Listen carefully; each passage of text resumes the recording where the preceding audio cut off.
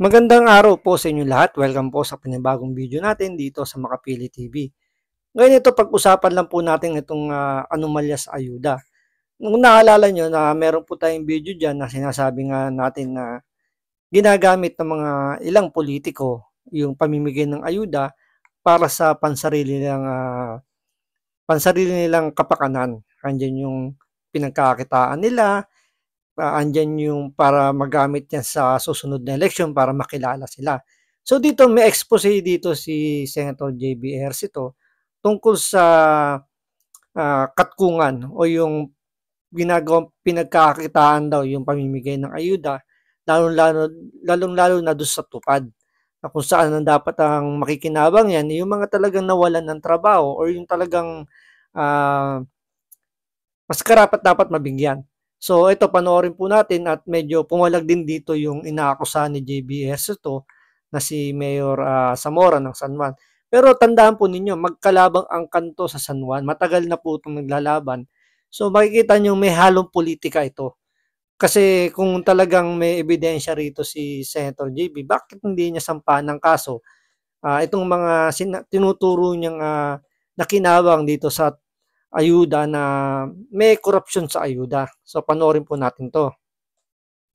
Isiniwalat ni Senador JV Ejercito ang umano'y modus sa mga ayudang para sana sa mga walang trabaho. Pero pinapakinabangan ng ilang opisyal umano ng San Juan.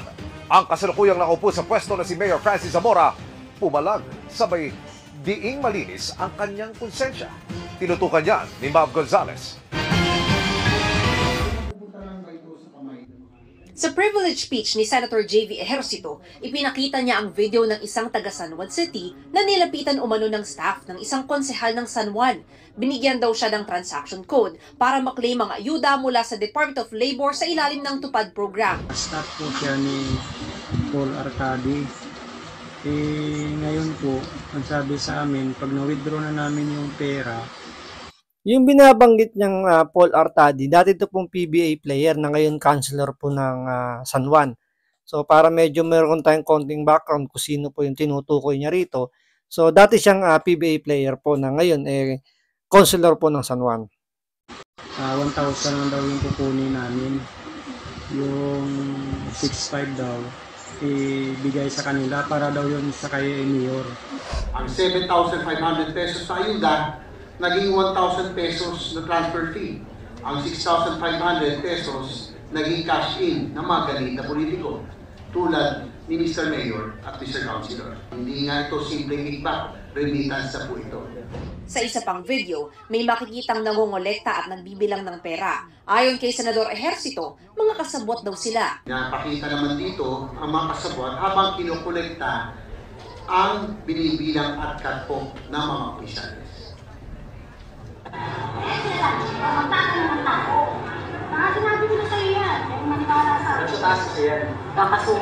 Ngayon, ito lang naman problema ko po rito.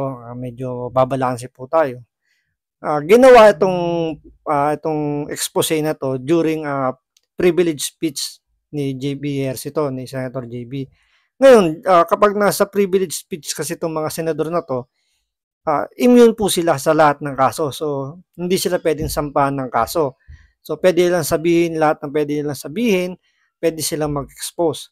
Ang problema lang kasi rito, ang nakikita ko, kung nakikita nilang may korupsyon sa kung sino man yung inaakusahan nila, bakit din nila direktang sampahan ng kaso? Kasi kung ganto't-ganto lang ang gagawin nila na sa privilege speech lang nila sasabihin, yung kanilang mga na-expose, wala silang gagawing pagkaso. So lumalabas politika lang po yung pinaka-intention nito. Di po ba? Kasi itong si JB Ejercito, kalaban nila sa San Juan itong mga Zamora.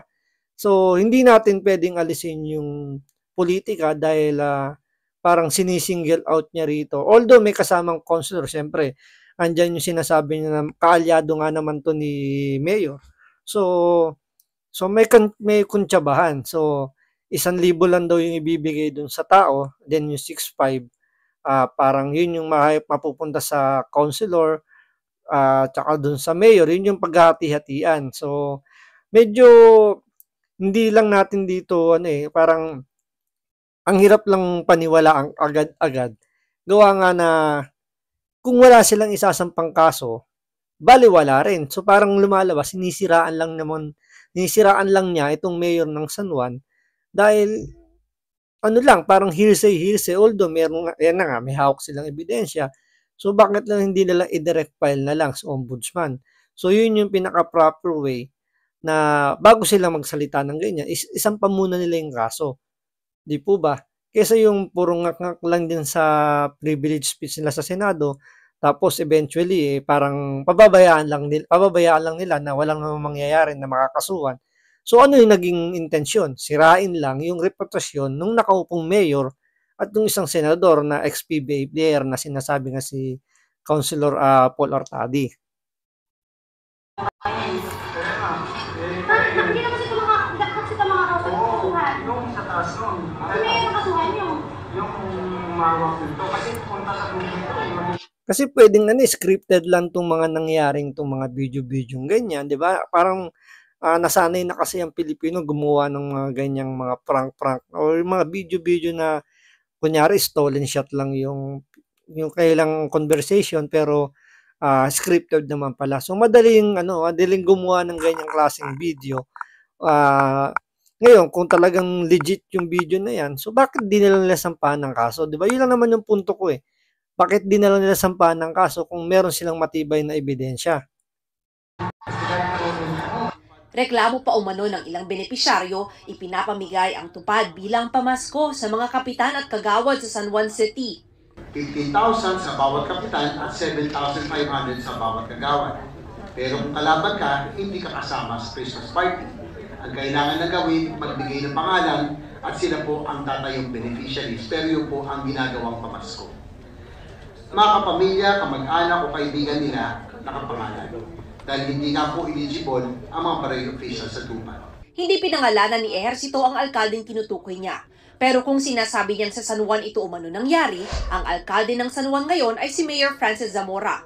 Nang aming kunan ng kanyang pahayag, sinabi ni Zamora na nang kanyang i-check, 2 taon na raw ang ipinakitang video. Gaano ka valid ang mga video na yon? Hindi na nga natin alam saan po sila nanggaling, sino ho ba sila. No, it was never identified who these people are. That is why I'm inviting them to come to my office in the presence of the PNP, the NBI, DOLE, and the SWD so that the national government agencies can validate. Dagdag ni Zamora, hindi rin daw kontrolado ng local government units ang sweldo mula sa tupad.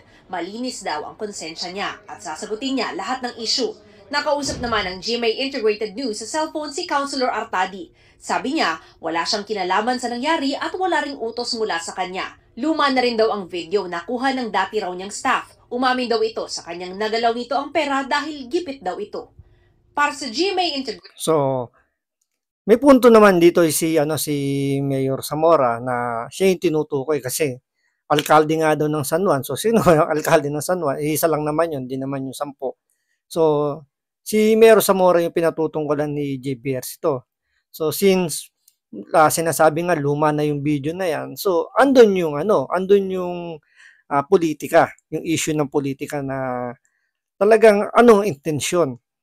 'Di ba? Pangalawa, yun nga, gaya ng sinasabi ko, ba't delay direct file? 'Di ba? Kung 2 years pa nangyari ang video na yan, so, siya pa rin yung nakaupo, although siya pa rin nakaupo, pero yung punto rin naman niya na hindi naman sa kanila dumadaan yung pera dahil programa yan ng DOLE. So, wala silang control. So, may punto nga naman din doon. Kaya nga, pinakamagandang gawin dito, imbis na mag-ingay, mag-ngak dyan sa Senado para sa privilege speech, once na makuha silang mga ebidensyang ganyan, i-direct file na kagad nila sa ombudsman, supporting ng mga ebidensyang hawak nila para at least maiwasan yung tingin ng tao na namumuliti ka lang dahil nga, siyempre, ikukunik yan sa history ng kanilang pamilya dyan sa San Juan na magkalaban talaga. So, politika at politika pa rin yung babagsakan nito. So, abangan po natin sa mga susunod pang mga balita kung ano yung magiging action dito ni Senator JB Ejercito na parang hinahamon siya ni Mayor Zamora na mag-imbestiga, pumunta sa kanyang opisina at imbestigahan siya. So, yun lang po. Maraming salamat sa panonood. Ingat po kayo parati.